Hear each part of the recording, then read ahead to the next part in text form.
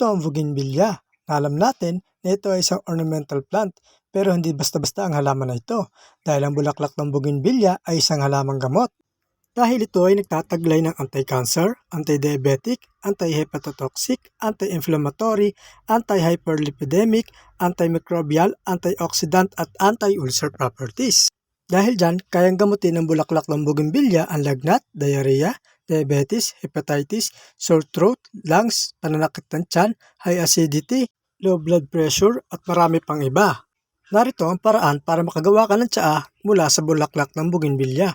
Maghanda ka ng 2 tasang tubig, 1 cup ng flowers, 1 cinnamon stick at honey pampalasa. Maglagay ng 2 tasang tubig sa kaserola at pakuluan.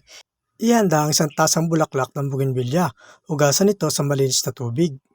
Kapag kumulo na ang tubig sa kaserola, ilagay ang cinnamon stick at takpan hanggang 1 minuto. At sunod na ilagay ang bulaklak ng bougainvillea at haluin. Pagkatapos takpan hanggang 10 minuto.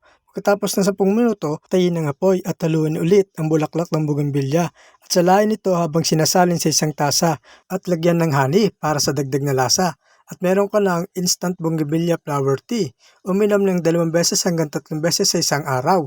Inumin ito pagkatapos kumain. Paalala lang po, bawal po ito sa high blood, sa buntis, sa nagbe-breastfeeding at sa mga bata.